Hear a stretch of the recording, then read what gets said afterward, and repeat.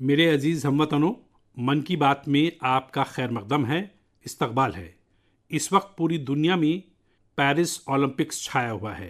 Olympics हमारे खिलाड़ियों को आलमी सतह पर तिरंगा लहराने का मौका फराहम करता है, मुल्क के लिए कुछ कर गुजरने का मौका देता है। आप भी अपने खिलाड़ियों का जोश और हौसला बढ़ाइए। Cheer for Bharat.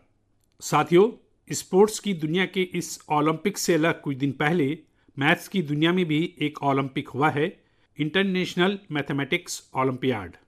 इस ओलंपियाड में भारत के स्टूडेंट्स ने बहुत शानदार कारकर्दगी का मुजाहरा किया है। इसमें हमारी टीम ने बेहतरीन कारकर्दगी का मुजाहरा करते हुए 4 गोल्ड मेडल्स और 1 सिल्वर मेडल जीता है। इंटरनेशनल मैथमेटिक्स ओलंपियाड, इसमें 100 से ज़्यादा मुल्कों के नौजवान हिस्सा लेते हैं और ओवरऑल टैली में हमारी टीम टॉप 5 में आने में कामयाब रही है। मुल्क का नाम रोशन करने वाले इन स्टूडेंट्स के नाम हैं पुणे के रहने वाले आदित्य वेंकट गणेश, पुणे के ही सिद्धार्थ चोपड़ा, दिल्ली के अर्जुन गुप्ता, ग्रेटर नोएडा के कनव तलवार, मुंबई के रोशील माथुर और गुवाहाटी के आनंदो भादुरी। साथियों, आज मन की बात में मैंने कामयाबी हासिल करने वाले इन नौजवानों को खास तौर पर मदऊ किया है। ये सभी इस वक्त फोन पर हमारे साथ राब्ता कायम किए हुए हैं। नमस्ते साथियों, मन की बात में आप सभी साथियों का बहुत बहुत स्वागत है। आप सभी कैसे हैं? हम ठीक है सर। अच्छा साथियों, मन की बात के जरिए देशवासी आप सभी के एक्सपीरियंसेस जानने को बहुत उत्सुक है।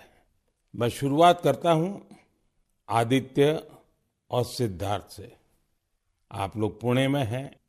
सबसे पहले मैं आपसे ही शुरू करता हूं। ओलंपियाड के दौरान आपने जो अनुभव किया उसे हम सभी के साथ शेयर कीजिए।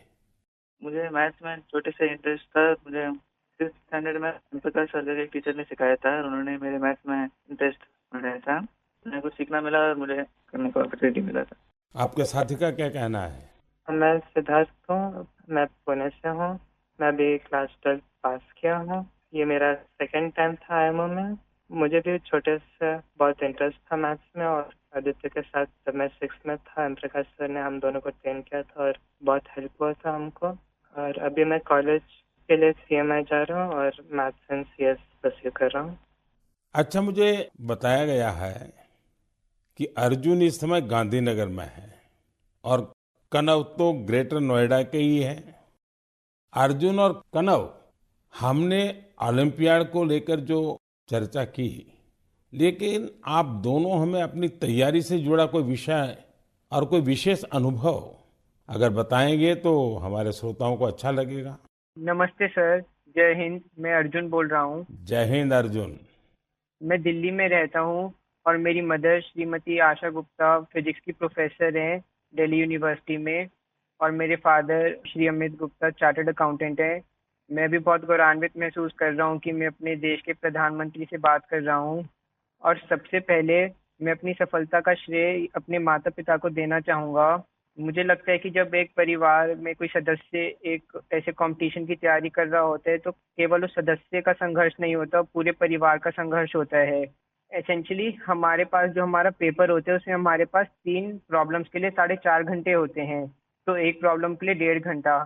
तो हम समझ सकते हैं कि कैसे हमारे पास एक प्रॉब्लम को सॉल्व करने के लिए कितना समय होता है। तो हमें घर पे काफ़ी मेहनत करनी पड़ती है, हमें प्रॉब्लम्स के साथ घंटों लगाने पड़ते हैं। कभी कभार तो एक एक प्रॉब्लम के साथ 1 दिन या यहाँ तक कि 3 दिन भी लग जाते हैं। तो इसके लिए हमें ऑनलाइन प्रॉब्लम्स ढूंढनी होती हैं, हम पिछले साल की प्रॉब्लम ट्राई करते हैं और ऐसे जैसे हम धीरे धीरे मेहनत करते जाते हैं उससे हमारा एक्सपीरियंस बढ़ता है। हमारी सबसे ज़रूरी चीज़ हमारी प्रॉब्लम सॉल्विंग एबिलिटी बढ़ती है, जो ना कि हमें मैथमेटिक्स में बल्कि जीवन के हर एक क्षेत्र में मदद करती है। अच्छा, मुझे कनव बता सकते हैं कि कोई विशेष अनुभव हो इस सारी तैयारी में, कोई खास जो हमारे नौजवान साथियों को बड़ा अच्छा लगे जान करके? मेरा नाम कनव तलवार है। मैं ग्रेटर नोएडा उत्तर प्रदेश में रहता हूँ और कक्षा 11वीं का छात्र हूँ। मैथ्स मेरा पसंदीदा सब्जेक्ट है और मुझे बचपन से मैथ्स बहुत पसंद है। बचपन में मेरे पिता मुझे पजल्स कराते थे जिससे मेरा इंटरेस्ट बढ़ता गया। मैंने ओलंपियाड की तैयारी 7th क्लास से शुरू की थी, जिसमें मेरी सिस्टर का बहुत बड़ा योगदान है। और मेरे पेरेंट्स ने भी हमेशा मुझे सपोर्ट किया। ये ओलंपियाड HPCSE कंडक्ट कराता है और ये एक 5 स्टेज प्रोसेस होता है। पिछले साल मेरा टीम में नहीं हुआ था और मैं काफ़ी करीब था और ना होने पर बहुत दुखी था। तब मेरे पेरेंट्स ने मुझे सिखाया कि या हम जीतते हैं या हम सीखते हैं, और सफ़र मायने रखता है, सफलता नहीं। तो मैं यही कहना चाहता हूँ कि love what you do and do what you love. सफ़र मायने रखता है, सफलता नहीं। और हमें सक्सेस मिलते रहेगा अगर हम अपने सब्जेक्ट से प्यार करें और जर्नी को एंजॉय करें। तो कान्हा, आप तो मैथमेटिक्स में भी इंटरेस्ट रखते हो और बोलते हैं ऐसे जैसे आपको साहित्य में भी रुचि है। जी सर, मैं बचपन में डिबेट्स और ओरेटिंग्स भी करता था। अच्छा, अब आइए हम आनंदो से बात करते हैं। आनंदो, आप अभी गुवाहाटी में हैं और आपका साथी रुशील आप मुंबई में हैं। मेरे आप दोनों से एक क्वेश्चन है। देखिए, मैं परीक्षा पे चर्चा तो करता ही रहता हूँ और परीक्षा पे चर्चा के अलावा अन्य कार्यक्रमों में भी मैं स्टूडेंट से संवाद करता रहता हूँ। बहुत से छात्रों को मैथ से इतना डर लगता है, नाम सुनते ही घबरा जाते हैं। आप बताइए कि मैथ से दोस्ती कैसे की जाए। सर, मैं रुशिल माथुर हूँ। जब हम छोटे होते हैं और हम पहली बार एडिशन सीखते हैं, हमें कैरी फॉरवर्ड समझाया जाता है, पर हमें कभी ये समझाया नहीं जाता कि कैरी फॉरवर्ड होता क्यों है। जब हम कंपाउंड इंटरेस्ट पढ़ते हैं, हम ये क्वेश्चन कभी नहीं पूछते कि ये कंपाउंड इंटरेस्ट का फॉर्मूला आता कहाँ से।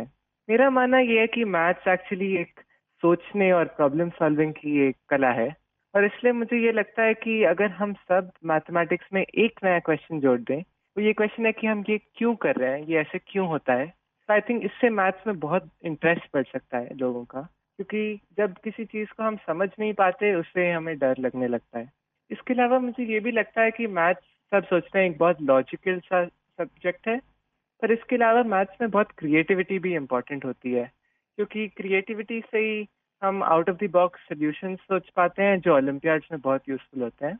और इसलिए मैथ ओलंपियाड्स का भी बहुत इम्पोर्टेंट रेलेवेंस है मैथ्स के इंटरेस्ट बढ़ाने के लिए। आनंदो, कुछ कहना चाहेंगे?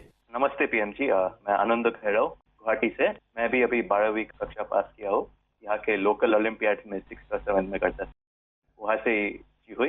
ये मेरी दूसरी आईएमओ थी। दोनों आईएमओ बहुत अच्छे लगे। मैं रुशिल जो कहा उससे मैं सहमत हूँ, और मैं ये भी कहना चाहूँगा कि जिन्हें मैथ से डर है उन्हें धैर्य की बहुत जरूरत है। कि हमें मैथ जैसे पढ़ाया जाता है, क्या होता है, एक फार्मूला दिया जाता है, वो रटा जाता है, फिर उस फार्मूला से ही 100 सवाल ऐसे करने पड़ते हैं, लेकिन फार्मूला समझे कि नहीं वो नहीं देखा जाता। सिर्फ सवाल करते ही जाओ, फार्मूला भी रटा जाएगा, और फिर एग्जाम में अगर फार्मूला भूल गया तो क्या करेगा। इसलिए मैं कहूँगा कि फार्मूला को समझो, जो रुशिल कहा था, तो धैर्य से देखो। अगर फार्मूला ठीक से समझे तो 100 सवाल नहीं करने पड़ेंगे, 1-2 सवाल से ही हो जाएंगे, और मैथ्स को डरना भी नहीं है।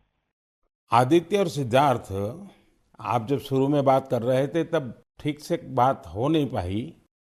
अब इन सारे साथियों को सुनने के बाद आपको भी जरूर लगता है कि आप भी कुछ कहना चाहते होंगे। क्या आप अपने अनुभव अच्छे ढंग से शेयर कर सकते हैं?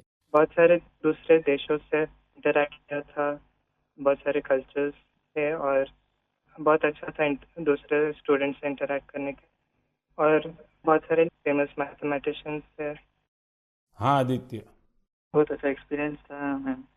उधर हमें उन्होंने पर्थ सिटी को घुमा के दिखाया था। उधर बहुत अच्छे अच्छे व्यूज दिखे थे और पार्क्स लेके गए थे, और हमें ऑक्सफोर्ड यूनिवर्सिटी को भी लेके गए थे, तो वो भी बहुत अच्छा अनुभव था। चलिए साथियों, मुझे बहुत अच्छा लगा आप लोगों से बात करके, और मैं आपको बहुत बहुत शुभकामनाएं देता हूं, क्योंकि मैं जानता हूं इस प्रकार के खेल के लिए काफी फोकस एक्टिविटी करनी पड़ती है, दिमाग खपा देना पड़ता है, और परिवार के लोग भी कभी कभी तंग आते हैं, ये क्या गुणा भाग करता रहता है। लेकिन मेरी तरफ से आपको बहुत बहुत शुभकामनाएं हैं। आपने देश का मान बढ़ाया है, नाम बढ़ाया है। धन्यवाद दोस्तों। Thank you. धन्यवाद। Thank you. Thank you sir. जय हिंद। जय हिंद। जय हिंद। आप सभी स्टूडेंट्स से बात करके बहुत अच्छा लगा। मन की बात में शामिल होने के लिए आप सभी का बहुत बहुत शुक्रिया। मुझे यकीन है कि मैथ्स की इन नौजवान हस्तियों को सुनने के बाद दूसरे नौजवानों को मैथ्स को एंजॉय करने की तहरीक मिलेगी। मेरे अजीज हमवतनों, मन की बात में अब मैं उस मौजू पर गुफ्तगू करना चाहता हूं जिसे सुनकर हर हिंदुस्तानी शहरी का सर फख्र से ऊंचा हो जाएगा। लेकिन एक सवाल करना चाहूँगा। क्या आपने चिरायदेव मैदान का नाम सुना है? अगर नहीं सुना तो अब आप ये नाम बार बार सुनेंगे और बड़े जोश व खरोश के साथ दूसरों को बताएंगे। आसाम के चिरायदेव मैदान को यूनेस्को वर्ल्ड हेरिटेज साइट में शामिल किया जा रहा है। इस लिस्ट में ये भारत की 43वीं लेकिन नॉर्थ ईस्ट की पहली साइट होगी। साथियों, आपके जहन में ये सवाल जरूर आ रहा होगा कि चिरायदेव मैदान आखिर है क्या और ये इतना खास क्यों है। चिरायदेव का मतलब है shining city on the hills, यानी पहाड़ी पर एक चमकता शहर।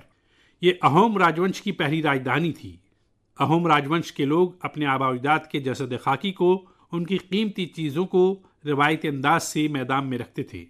मैदान टीले की शक्ल का एक ढांचा होता है जो ऊपर मिट्टी से ढका होता है और नीचे एक या उससे ज़्यादा कमरे होते हैं। ये मैदान अहोम सल्तनत के उन राजाओं और मुमताज़ लोगों के तई अकीदत की अलामत है जिनका इंतकाल हो चुका है। अपने आबाओ-अजदाद के तई एहतराम के इजहार का ये तरीका बहुत यूनिक है। इस जगह पर इज्तिमाई पूजा भी होती है। साथियों, अहोम सल्तनत के बारे में दूसरी मालूमात आपको और हैरान करेगी। 13वीं सदी के शुरू होकर यह सल्तनत 19वीं सदी की शुरुआत तक चली। इतने तवील अरसे तक एक सल्तनत का बरकरार रहना बहुत बड़ी बात है। शायद अहोम सल्तनत के उसूल और एतमाद इतना मजबूत था कि उसने सल्तनत को इतने वक्त तक कायम रखा। मुझे याद है कि इसी साल 9 मार्च को मुझे गैर मामूली शुजात और बहादुरी के नंबरदार अजीम अहोम मुजाहिद लसित बोरफुकन के सबसे बुलंद मुजस्समे की नकाब कुशाई का शरफ हासिल हुआ था। इस प्रोग्राम के दौरान अहोम बिरादरी रूहानी रिवायत पर अमल करते हुए मुझे एक अलग ही अंदाज का तजर्बा हुआ था। लसित मैदान में अहोम बिरादरी के आबाओ-अजदाद की इज्जत अफजाई का शरफ हासिल होना मेरे लिए बहुत बड़ी बात है। अब चिरायदेव मैदान के वर्ल्ड हेरिटेज साइट बनने का मतलब होगा कि यहाँ पर और ज़्यादा सयाह आएंगे। आप भी मुस्तकबिल के अपने ट्रैवल प्लान्स में इस साइट को ज़रूर शामिल करिएगा। साथियों, अपनी सकाफत पर फख्र करते हुए कोई मुल्क आगे बढ़ सकता है। भारत में भी इस तरह की बहुत सी कोशिशें हो रही हैं। ऐसी ही एक कोशिश है प्रोजेक्ट परी। अब आप परी सुनकर कंफ्यूज मत होइएगा। ये परी आसमानी तस्वुर से वाबस्ता नहीं, बल्कि ज़मीन को स्वर्ग बना रही है। परी यानी public art of India. Project परी पब्लिक आर्ट को मकबूल आम बनाने के लिए उभरते हुए फनकारों को एक प्लेटफॉर्म पर लाने का बड़ा वसीला बन रहा है।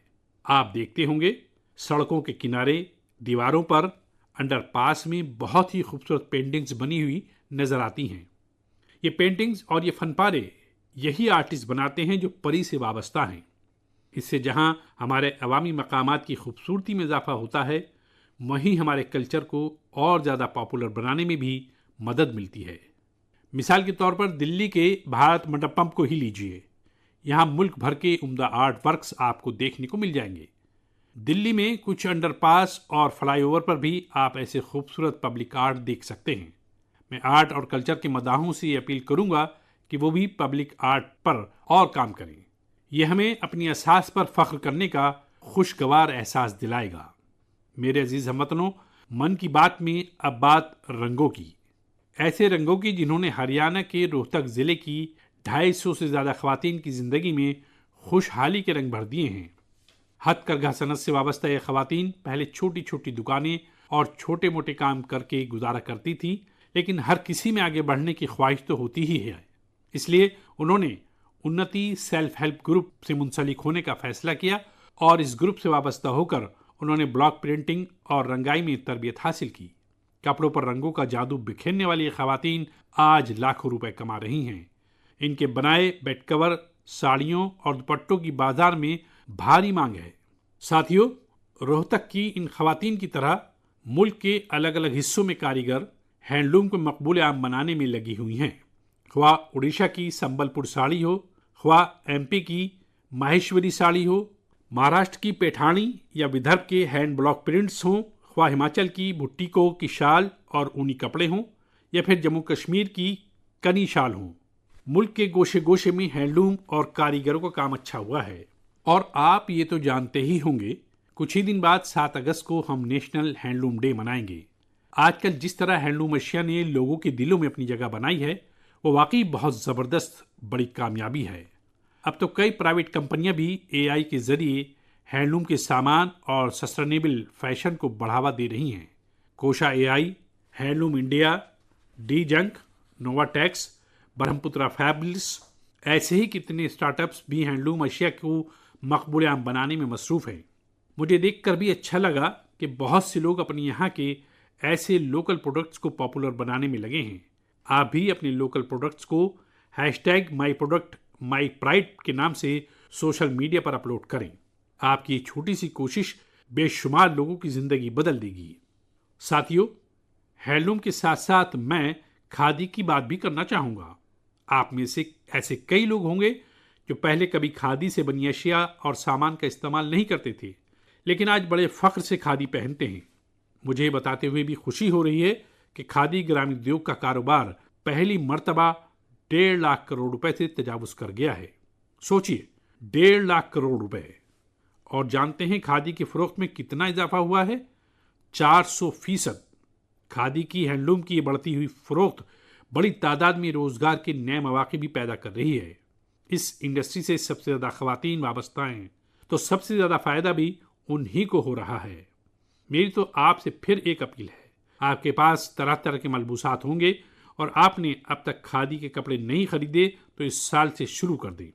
अगस्त का महीना आ ही गया है। ये आज़ादी मिलने का महीना है, इनकलाब का महीना है। इससे अच्छा मौका और क्या होगा खादी खरीदने के लिए। मेरे अजीज़ हमवतनों, मन की बात में मैंने अक्सर आपसे ड्रग्स के चैलेंज की बात की है। हर फैमिली की तशवीश होती है कि उनका बच्चा ड्रग्स की लपेट में ना आ जाए। अब ऐसे लोगों की मदद के लिए हुकूमत ने खुसूसी सेंटर खोला है जिसका नाम है मानस। ड्रग्स के खिलाफ लड़ाई में ये बहुत बड़ा कदम है। कुछ दिन पहले ही मानस की हेल्पलाइन और पोर्टल को लॉन्च किया गया है। सरकार ने एक टोल फ्री नंबर 1933 जारी किया है। इस पर कॉल करके कोई भी ज़रूरी सलाह ले सकता है या फिर रिहेबिलिटेशन से वाबस्ता जानकारी हासिल कर सकता है। अगर किसी के पास ड्रग्स से मुतालिक कोई दूसरी मालूमात भी हैं तो वो इसी नंबर पर कॉल करके नारकोटिक्स कंट्रोल ब्यूरो को ये जानकारी फराहम कर सकते हैं।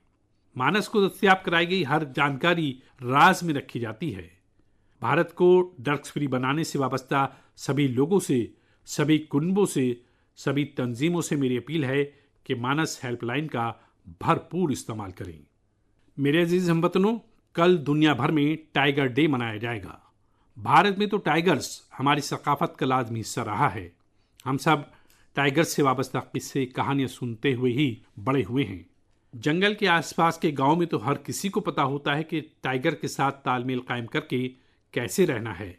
हमारे मुल्क में ऐसे कई गांव हैं जहां इंसान और टाइगर के दरमियान कभी टकराव की नौबत नहीं आती, लेकिन जहां ऐसी सूरत हाल पैदा होती है वहां भी टाइगर्स को महफूज रखने के लिए गैर मामूली कोशिशें हो रही हैं।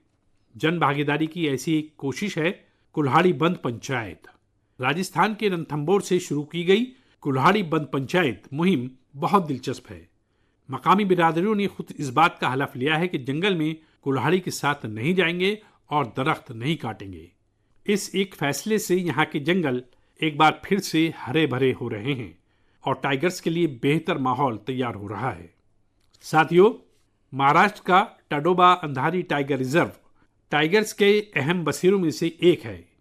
यहाँ की मकामी बिरादरियों, खासतौर पर गोंड और माना कबीलों के हमारे भाई बहनों ने इको टूरिज्म की तरफ तेज़ी से कदम बढ़ाए हैं। उन्होंने जंगल पर अपना इंहिसार कम किया है ताकि यहाँ टाइगर्स की सरगर्मियाँ बढ़ सकें। आपको आंध्र प्रदेश में नल्ला मलाई की पहाड़ियों पर रहने वाले चैंचू कबीले की कोशिशें भी हैरान कर देंगी। उन्होंने टाइगर ट्रैकर्स के तौर पर जंगल में रहने वाले जंगली जानवरों की मूवमेंट की हर जानकारी इकट्ठा की और इसके साथ ही वो इलाके में गैर कानूनी सरगर्मियों की निगरानी भी करते रहे हैं। इसी तरह उत्तर प्रदेश के पीलीभीत में जारी बाघ मित्र कार्यक्रम का भी बहुत चर्चा है। इसके तहत मकामी लोगों को बाघ मित्र के तौर पर काम करने की ट्रेनिंग दी जाती है। ये बाघ मित्र इस बात का पूरा ख्याल रखते हैं कि टाइगर और इंसानों के दरमियान टकराव की नौबत ना आए। मुल्क के अलग अलग हिस्सों में इस तरह की कई कोशिशें हो रही हैं। मैंने यहाँ कुछ ही कोशिशों का तस्करा किया है, लेकिन मुझे खुशी है कि जन भागीदारी टाइगर्स के तहफ़्फ़ुज़ में बहुत काम आ रही है। ऐसी कोशिशों की वजह से ही हिंदुस्तान में टाइगर्स की आबादी हर साल बढ़ रही है। आपको ये जानकर खुशी और फ़ख्र का एहसास होगा कि दुनिया भर में जितने टाइगर्स हैं उनमें 70% हमारे मुल्क में हैं। सोचिए, 70% टाइगर, तभी तो हमारे मुल्क के अलग अलग हिस्सों में कई टाइगर सेंचुरीज हैं। साथियों, टाइगर्स की तादाद में इजाफे के साथ साथ हमारे मुल्क में जंगलाती इलाके में भी तेजी से इजाफा हो रहा है। इसमें भी इज्तिमाई कोशिशों से बड़ी कामयाबी मिल रही है। पिछले मन की बात प्रोग्राम में आपसे एक पेड़ माँ के नाम प्रोग्राम की बात की थी। मुझे खुशी है कि मुल्क के अलग अलग हिस्सों में बड़ी तादाद में लोग इस मुहिम में शामिल हो रहे हैं। अभी कुछ दिन पहले सफाई सुथराई के लिए मशहूर इंदौर में एक शानदार प्रोग्राम हुआ। यहाँ एक पेड़ माँ के नाम प्रोग्राम के दौरान एक ही दिन में 2 लाख से ज्यादा पौधे लगाए गए हैं। अपनी माँ के नाम पर दरख्त लगाने की इस मुहिम में आप भी जरूर शामिल हों और सेल्फी लेकर सोशल मीडिया पर भी पोस्ट करें। इस मुहिम में शामिल होकर अपनी माँ और धरती माँ दोनों के लिए कुछ स्पेशल करने का एहसास होगा। मेरे अजीज हमवतनों, 15 अगस्त का दिन अब दूर नहीं है और अब तो 15 अगस्त के साथ एक और मुहिम वाबस्ता हो गई है, हर घर तिरंगा अभियान। गुज़िश्ता कुछ बरसों से तो पूरे मुल्क में हर घर तिरंगा अभियान के लिए सबका जोश हाई रहता है। गरीब हो, अमीर हो, छोटा घर हो, बड़ा घर हो, हर कोई तिरंगा लहराकर फख्र का एहसास करता है। तिरंगे के साथ सेल्फी लेकर सोशल मीडिया पर पोस्ट करने का क्रेज भी नजर आता है। आपने गौर किया होगा, जब कॉलोनी या सोसाइटी के एक एक घर पर तिरंगा लहराता है तो देखते ही देखते दूसरे घरों पर भी तिरंगा नजर आने लगता है। यानी हर घर तिरंगा अभियान तिरंगे की शान में एक यूनिक फेस्टिवल बन चुका है। इस सिलसिले में अब तो तरह तरह की इनोवेशन भी होने लगे हैं। 15 अगस्त आते आते घर में, दफ्तर में, कार में तिरंगा लगाने के लिए तरह तरह के प्रोडक्ट नजर आने लगते हैं। कुछ लोग तो तिरंगा अपने दोस्तों पड़ोसियों को बांटते भी हैं। तिरंगे को लेकर ये जोश खरोश, ये वलवला हमें एक दूसरे से जोड़ते हैं। साथियों, पहले की तरह इस साल भी आप हरघरतिरंगा.com पर तिरंगे के साथ अपनी सेल्फी जरूर अपलोड करेंगे। और मैं आपको एक और बात याद दिलाना चाहता हूँ, हर साल 15 अगस्त से पहले आप मुझे अपनी बहुत सी तजवीज़ें भेजते हैं। आप इस साल भी मुझे अपनी तजावीज़ ज़रूर भेजिए। आप माईगव या नमो ऐप पर भी अपनी तजवीज़ें भेज सकते हैं। मैं ज़्यादा से ज़्यादा तजवीज़ों को 15 अगस्त के ख़िताब में कवर करने की कोशिश करूँगा। मेरे अजीज़ हमवतनों, मन की बात के इस एपिसोड में आपसे बात करके बहुत अच्छा लगा। अगली बार फिर मिलेंगे मुल्क की नई कामयाबियों के साथ, जन भागीदारी की नई कोशिशों के साथ। आप मन की बात के लिए अपनी तजवीज़ें ज़रूर भेजते रहें। आने वाले वक्त में कई त्यौहार भी आ रहे हैं।